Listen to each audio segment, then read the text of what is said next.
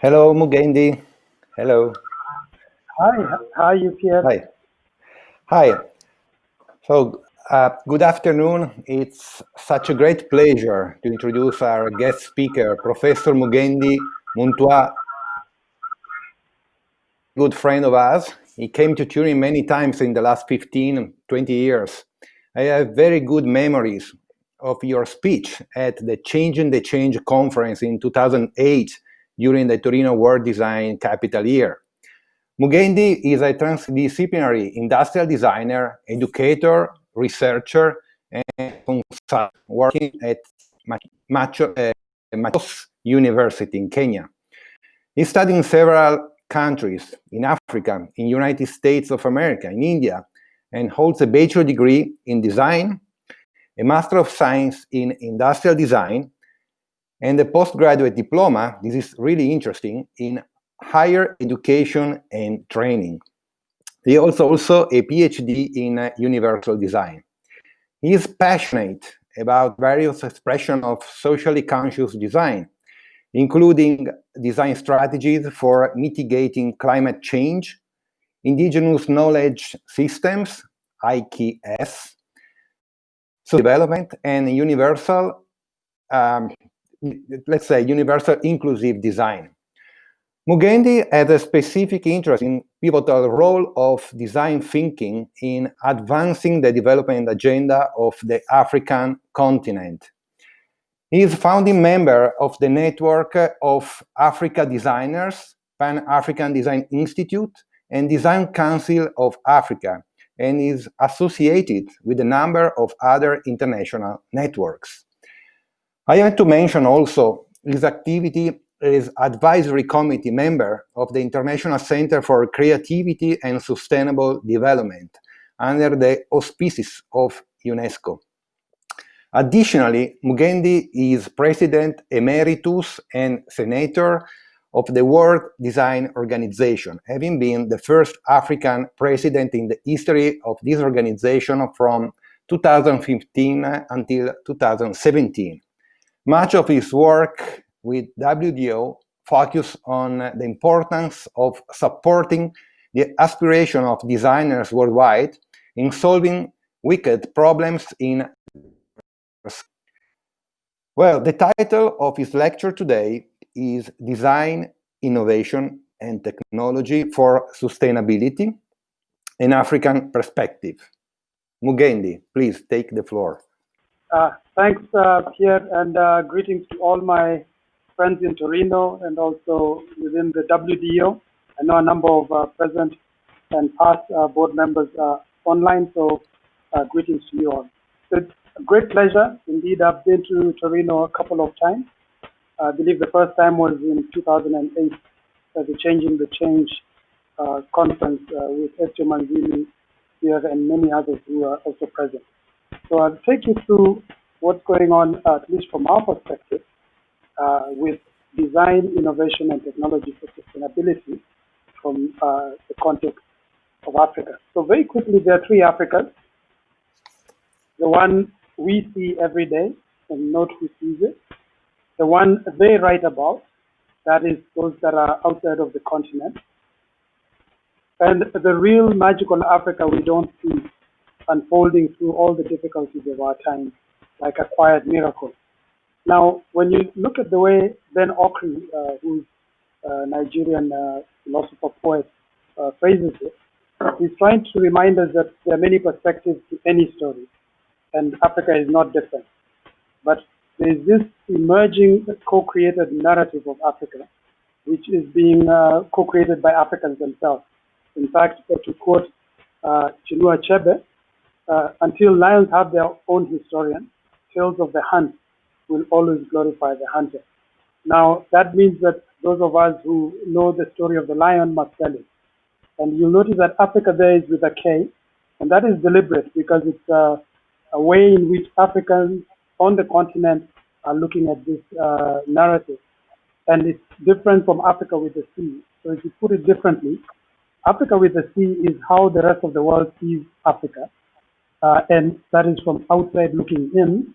And Africa with a K is how Africa sees itself from the inside looking out, and that's the story we'd like to share with friends across the world. So Africa has many writing systems, contrary to what people might think. Of course, these ones I've given here pictograms, but also a lot of them have to do with the symbolism. So I'll be speaking about symbolism even in design, innovation, and technology. So you would note from the Adinkra symbols at the top there, on the top left from Ghana, as well as Nigerian writing systems known as CBD, and then of course the Bantu systems that are found in Southern Africa. And you can see examples of those symbols. Some are quite literal, like if you look at the one for eat, you can see that is definitely a mouth with some teeth that is about to eat something in the bottom right hand corner. These are other symbols from the Adinkra symbols of Ghana. I'll be referencing some of them in my presentation just to give you some insight. For example, this is a symbol of democracy. It's two crocodiles, or rather known as Siamese crocodiles, that share the same tummy but have different legs. They have different forms that share common. There's also a sense in which communities. So the reason I'm saying this is because of participation, of design, of co-design. It's a natural default because we have, from time immemorial, come together to support one another, to do things. And so that sense of community is still very strong, whether it's in the forums that people use for communal dialogue, or whether it's in systems of collective self-reliance and mutual assistance, or even collective efficiency, like working together to make work much more efficient. Additionally, you may have heard of Ubuntu, and Ubuntu is quite an all-encompassing philosophy in that sense, but it places human beings at the center of this discourse. So Ubuntu means person, and you find that it touches on things, on places, on phenomena, and of course on people. I'll not get into too much detail, but I'll summarize it in the next slide. That if you look at Ubuntu in a nutshell, I am because we are. That one I think you know because of Mandela. But for me as a designer, I also say that I participate, therefore I am. Not enough to be. Being can be passive, but participation is active. And finally, we co-design together, and therefore we can transform. We can transform life, we can transform reality, we can engage with wicked problems to solve all kinds of problems. So the first sub-theme I'm looking at is leadership. That symbol there from the Adinkra symbols of Ghana means charisma or leadership.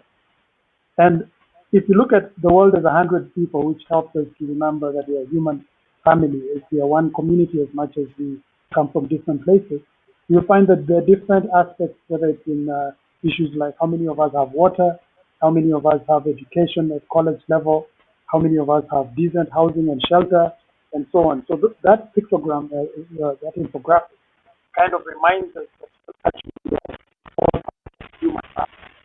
And as we speak, because of COVID-19, that realization has come very dramatically to remind us that none of us is separate from the human race.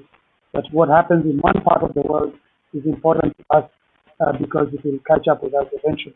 In fact, Ghanaians have a very nice proverb, which may be a bit biased towards the masculine gender, but it essentially says that if you notice your neighbor's beard on fire, you better keep some water next to yours.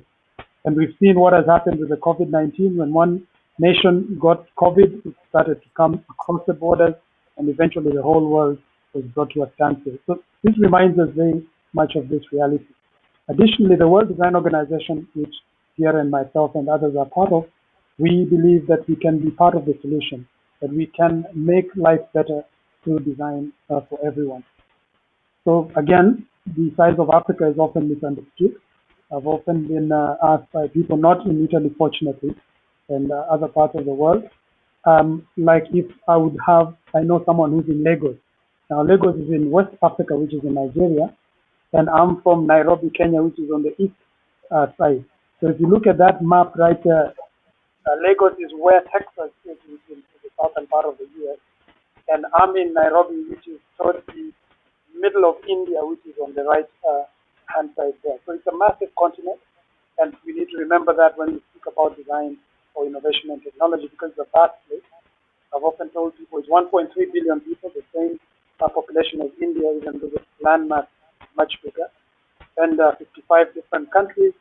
We have major languages like French and English and Arabic and Portuguese and Swahili, and we have over 2,200 languages. So it's a big place where we celebrate diversity as a standard way of engaging.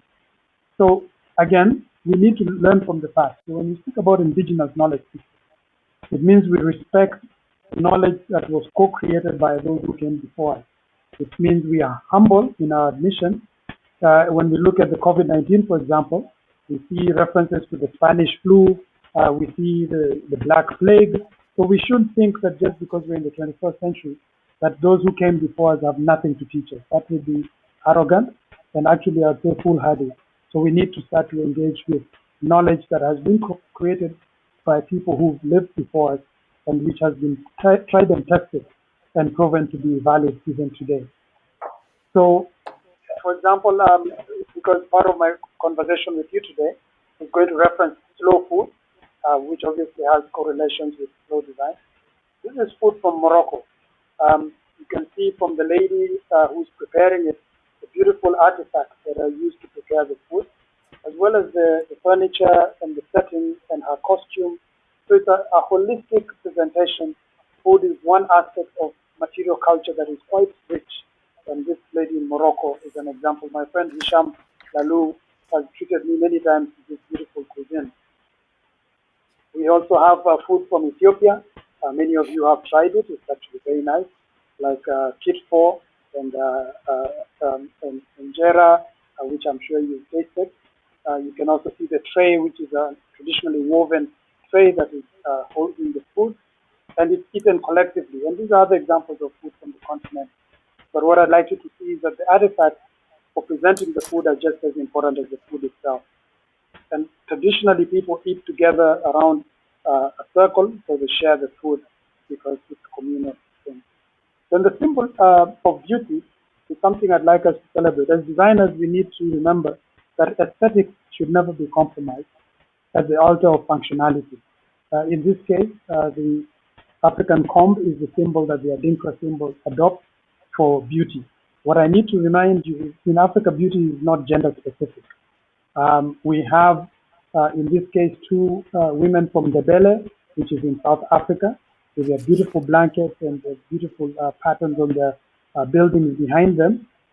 We also have men also, like these ones are from northern Nigeria, from a place among the Fulani people, where these nomadic men, the ones right around the slide, they actually compete. They're called the Wodaabe. Every year, I know this year has been disrupted because of COVID, but every year they hold a beauty pageant where the women are the judges and the men are the participants. And these men, as you can see, are accentuating their beauty, and their teeth, of course, are a big part of that. And then at the bottom where you see 5 men standing, the one in the middle is known as Laduma. He's a fashion and textile designer, and he created this range of woven knitwear inspired by his other people of Southern Africa, where when the young men are initiated into manhood, they need new clothes. And so that inspired him. And the beadwork from his community inspired those beautiful pieces of work. He's actually presented this work in Milan as well, in New York, Tokyo, and even London and many other places. These are women from Namibia who've been inspired by cattle. You can see the ones on the right-hand side, they've got something that looks like horns, which is inspired by the cattle that they keep. And the ones on the left, they use the ghee, which is the fat from the cattle, to make a paste which they put on their hair and on their faces, which also acts as a kind of a repellent against insects. You can see in this case, these are weddings from across the continent, and people in Africa don't need to be invited to weddings. As soon as they hear there's an event, they participate. So Africans are good at celebrating that. I'm sure those of you who visited Africa will wonder what happens, because every day is like a riot as long as there's a festivity. Creativity, of course, this is based on the spider's web, is another of the attributes that we have on the continent, and that deals with innovation. Without creativity, we cannot innovate. Design, of course, relies a lot on creativity and technology as well.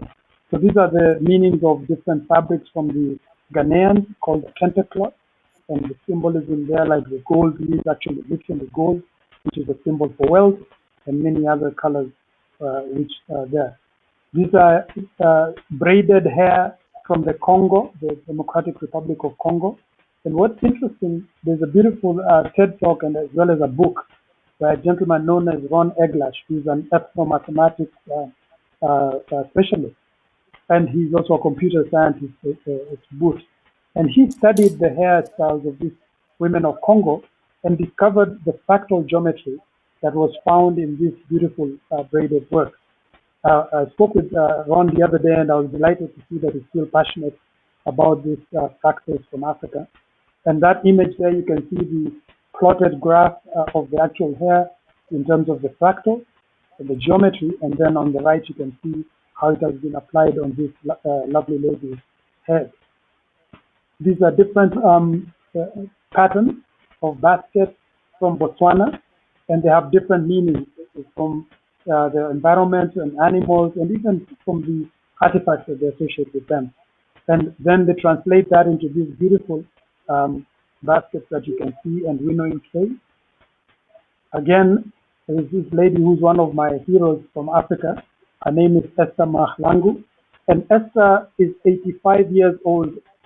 She turned 85 on the 11th of November, and she's been for the last 70 years a traditional artist in Ndebele in South Africa, and promoting the work of her community, and also teaching young people how to do these beautiful patterns. She's also done a vehicle here. I put that in just for you if you're in Torino, and I know Fiat and Torino have a long history. And she did this art vehicle in 2007. So her work is highly appreciated. She's also done the tail of British Airways. She's done a Rolls-Royce interior, BMW exterior. So she's quite well known, and she's one of my heroes as a champion of African traditional design. Adaptability is also an important attribute. That is meant to be a crocodile, although it might look very healthy there. It just means that you need to be able to work in different environments with different professionals. And in this case, a crocodile can live comfortably on water or also on land, and so it's adaptable in that sense. These buildings have been done using sandbags. I'll just pass quickly for you to see in Southern Africa. Another example would be mutual support, which is the way people support each other. I spoke about that at the beginning and why community is important. And these are people building houses in South Africa and Cape Town together using their own talent in collaboration with the government. Those are women who form what we call stockbelts or cooperatives where they work together, support each other. And those are women from Botswana weaving those beautiful baskets I showed you just a bit ago around the symbolism. And these are dugout canoes in Mozambique where people work together and fish together, just to show you that this is an important sense of the community. Then another attribute is quality of the highest order. So this is important because for a long time, African design was considered like curious, which was targeting tourists, and it was not particularly of very high quality. And at that time, we were concerned that this was not reflecting the best of our work. And hopefully now we start to see better quality like the kente cloth you see there, or those beautiful trays or lights or bags that people are creating. And I'll just speak about one example which I think would be of interest to you. This is a hearse, which is for carrying coffins of the dear departed, again in Ghana, in Accra. And in Africa, we celebrate every rite of passage, from birth to becoming a young adult, to marriage, to childbearing, and even ultimately to death. So death is the ultimate celebration. And this is the rite of passage I want to focus on. So these are known as fantasy coffins. Some of you may be familiar with them. And the idea is that the person is buried in a coffin that reflects their attributes or what the person was known for. So in this example, you see a chicken there. That would have been a chicken farmer's coffin, or the fish on the left, or the lobster on the right is a fisherman. The vehicle there is for businessman, that's a Mercedes-Benz. You can also see a shoe if you're a runner, an eagle if you're a politician, a cocoa bean if you're a cocoa bean farmer, a lion if you're a very powerful chief or political figure, and even an aircraft if you're a frequent flyer like some of us. And as well as a Coca-Cola bottle if you're a distributor of Coke or a big fan of the drink. This gentleman obviously is not from Africa because in Africa people have taboos about their own death. So this gentleman, who's a videographer, is doing a user test of his own coffin. So that I find very interesting. So it's gone global now. Everyone knows about the fantasy coffin from Ghana, and they've reached a level of quality that can be appreciated. Then Ingenuity. This is based on a board game which is played called Dame Dame by Ghanaians. It is good to know that sometimes as designers we design for one environment use, but then the product we design for use is often misused, and unfortunately in some instances abused. This is a bicycle in Uganda, which obviously was not designed for that. So this is a design Mugendi, sorry. Yes? Could you speak louder? Thank you. Okay, my apologies to everyone. I think I had a technical glitch there. Yeah, okay. So this gentleman is a self-taught designer. He's actually a teacher in Western Kenya who learned how to motorize those bicycles. So he puts motors on a bicycle on his own.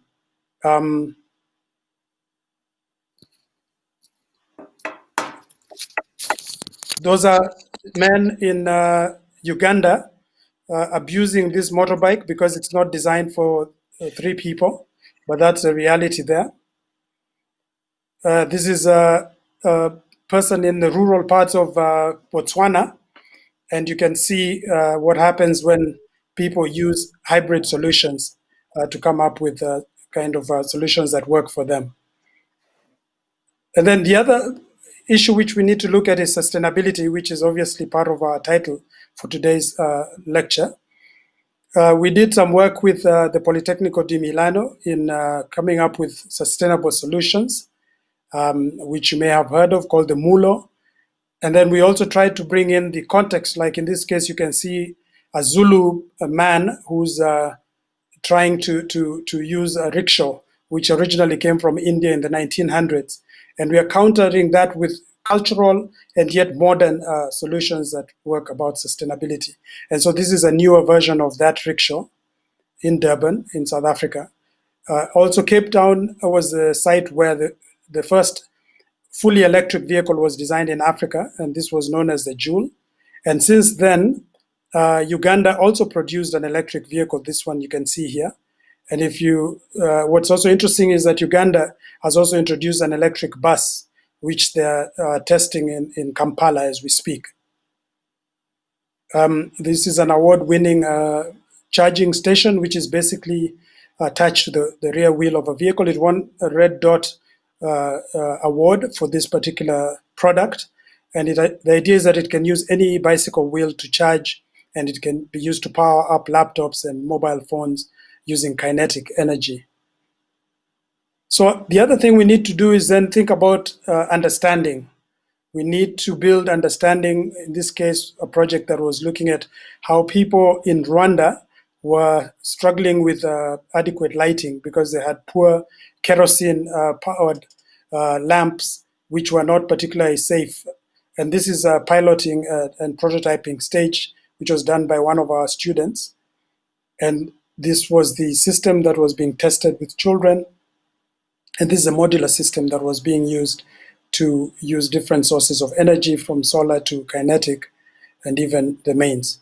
So ultimately, what then one wants to see is transformation, to transform the lives of people on the continent, as well as to transform the situations that we find ourselves in by improving people's quality of life. So to that end, this is how Africa looks in terms of the population distribution. You can see it's mainly around the coastal regions. And at the same time, we have a huge challenge around housing. So that particular infographic there gives you an idea. The dark red is the number of people who live in informal housing. So there's a big need where you have places like Sudan with almost 90% of people living in informal housing, whereas in South Africa it's much lower. Africa is also growing because of investments. Africa is also moving on because of the different ways in which the ease of doing business in Africa is coming through. If you remember from Ezio Manzini's idea of the leapfrog hypothesis, we believe that Africa could pass some of those not very sustainable ways of living to moving straight into the third step there, where we can actually use the best technologies from social media and the internet to stay connected and remain sustainable. So examples of this leapfrogging is the M-Pesa mobile money that has been developed in Kenya, which does not require any formal banking and no middlemen. It's just simply ways of sending money. It's now a model in other parts of the world. Recently, Kenya did some crowdsourcing for shoes. All of you know that Kenyans are very good at marathon running, but we never had our own shoes. We always used other people's shoes. And this local company in Kenya has actually now gone into production. Enda in Swahili means to move or to go. Then two young men, one in Ghana and one in Nairobi, started something called Leti Arts, where they're developing games and video content on the heroes of Africa. That was even before the Black Panther movie, which was quite a phenomenon. This is a robotics network based in Accra, but it's actually the African Robotics Network, which is helping develop low-cost robotics and artificial intelligence and machine learning solutions for the continent. Africa also was in Kigali, Rwanda specifically, was the site of the first drone port in the world, where the drones are being used to deliver critical medicines, blood for transfusion, and other essential payloads within the country. In fact, from this particular drone port in Kigali, it takes about 17 minutes to fly to any part of the country and deliver the necessary goods. In fact, if you know the terrain of Kigali, you'd realize that this is a very cost-effective solution. So this is another example of leapfrogging, where you're using 21st century solutions for sometimes even 19th century problems. So I'm now wrapping up my presentation. Just to conclude, I just wanted to suggest that things are getting better on the continent. Design has been a very big part because we have a number of networks and platforms that are running. The World Design Organization has also invested quite a bit in the continent, and that's something I'm grateful for. And so as we move on, we look at how we can build resilience, and I'll just show you very quickly a few examples. This is known as the bark cloth, which grows on a tree, basically stripping the bark of the tree and then using it to make products. And these are some of the products that are made from that bark cloth, which is totally sustainable because it regenerates every few years on the bark. We have also solutions which are for vertical gardens, even in slum or informal settlements and shelters. You can see that particular example in South Africa, in Cape Town. Then interdependence, which is people living together. And in this case, I just wanted to remind us, whereas Torino was the first World Design Capital in 2008, Cape Town was the World Design Capital in 2014. And the focus then was on transformation of people's lives using design as a catalyst. This year it's Lille in France, which is the World Design Capital. And then emancipation. This is important because coming out of a post-colonial discourse, a lot of Africa is discovering or rediscovering itself. And so the idea of emancipation goes beyond empowerment because it's about freeing people so that they can chart their own destinies, so they can also determine their own path. And we look at how Africa is using resources, how easy it is to do business in Africa, and those kind of issues obviously impact on the entrepreneurial spirit of the continent. And then finally, conviviality. This is the ability for people to live in peace and harmony together. And this is something that is very important as we move into the future, because no matter how technologically advanced humanity becomes, we will still need to live in peace with one another.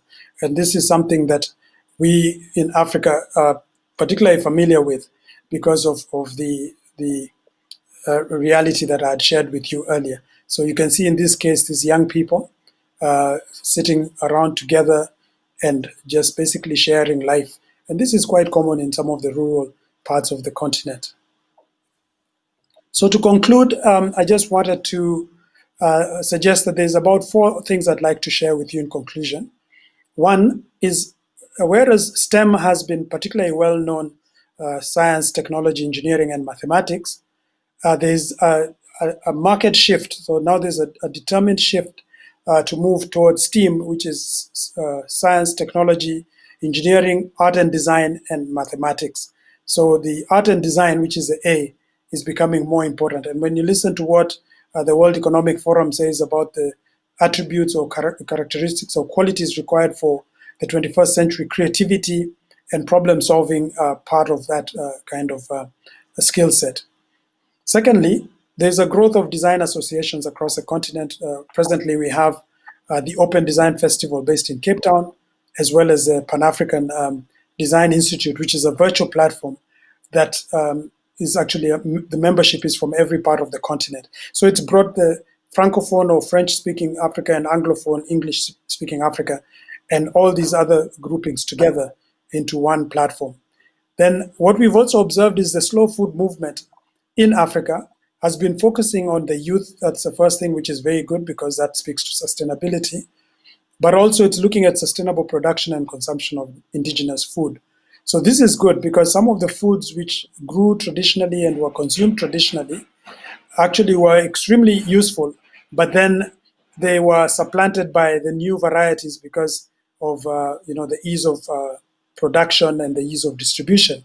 So by coming up with indigenous foods that can be used and grown locally, it reduces the carbon footprint, but also creates employment for young people, as well as speaks to the nutritious and health living of the people who consume it.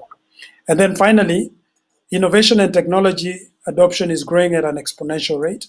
And the 2 areas I'd like to speak to are the mobile telephony, where all kinds of apps are being developed by young people, particularly in places like Nairobi and Cape Town and Cairo and Accra and Lagos, and even in Casablanca. So those places are seeing very exciting developments coming up around app development and solving real problems, not just for entertainment. And then also the focus on renewable energy. You saw the size of our continent. It's massive. So by coming up with distributed renewable energy solutions, we are quickly electrifying parts of the continent that would have taken far longer to join the mainstream in terms of development. And ultimately, we all subscribe to the United Nations Sustainable Development Goals, and that helps us to stay focused and connected to the rest of the world. So with those few remarks, I just wanted to say thank you very much. And as we think about the COVID-19, as we exit from it, hopefully in the next few months, let's stay safe, let's stay healthy, and let's stay connected. Thank you very much. Thank you, Mugendi. Thank you. Thank you. Very, very interesting, very inspiring speech. I think that your lecture is very useful also for our students who are attending this conference. So you address very important topics.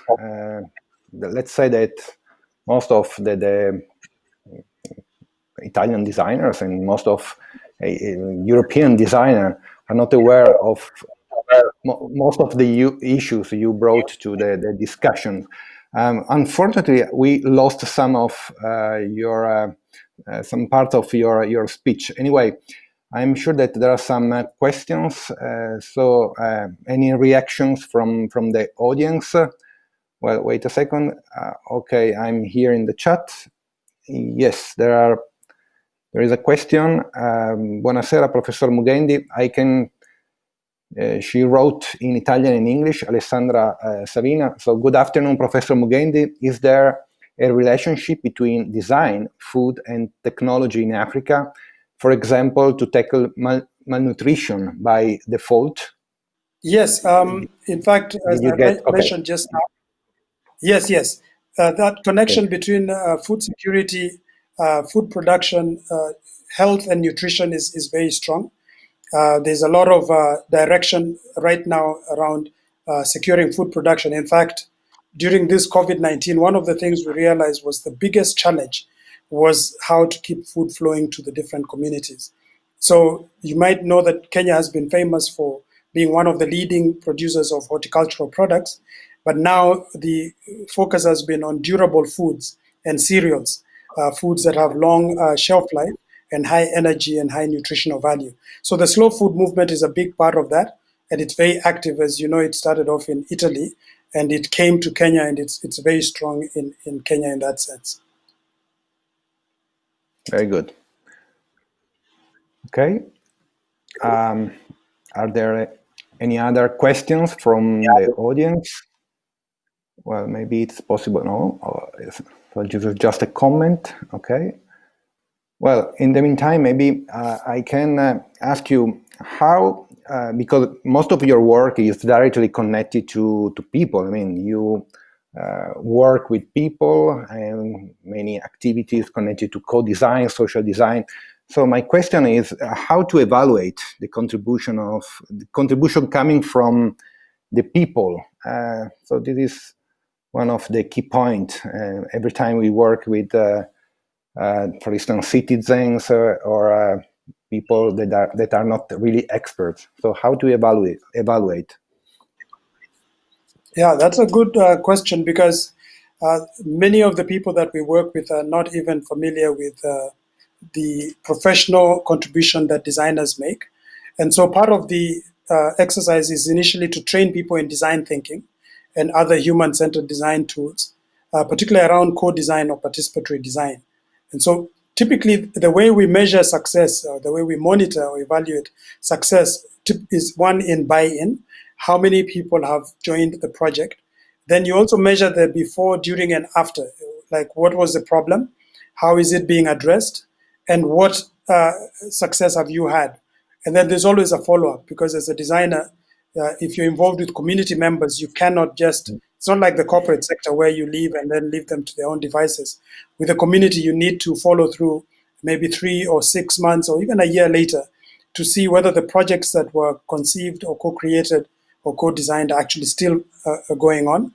And then you can bring in some more design impulses and catalysts so that the project keeps going. And then also to create networks. And this is why DESIS is a good platform, and many others, Sure, where you can share best practices and experiences. thank you very much. So there are several questions. The first one is from Gabriella. How design and innovation could guarantee how to save tradition, millennial tradition, African millennial tradition. So how design and innovation could guarantee the history and of traditional African culture? That's a very good, Gabriela, because part of the exercises we're doing in participation with the museums in different parts of the continent is to document and archive the living knowledge that we have. I showed an example of the traditional Ndebele artist, the one who's 85 years old. And she's running a school, and there's a lot of universities that are working with her to document those processes for the future, for posterity. So capturing that, archiving it, and also digitizing it so that it's available on a digital platform has been a big exercise. The National Museums of Kenya is one of the museums that has done this. So it's possible now to find artifacts that have been scanned using 3-dimensional scanners and other technologies to make sure that this rich heritage is not lost. So it's part of our training, the teaching of young designers, is to take them through indigenous knowledge systems, and also to invite knowledge experts like the lady I showed you to come and also speak to these young people and share with them. So we have to take the classroom outside of the universities into the communities and bring community members who are experts in indigenous knowledge and heritage also into the universities to share with us. Thank you. There is another question from Matt. Good evening. I heard China is investing a great amount of money in Africa. Is this true? If yes, on what are they investing mostly on?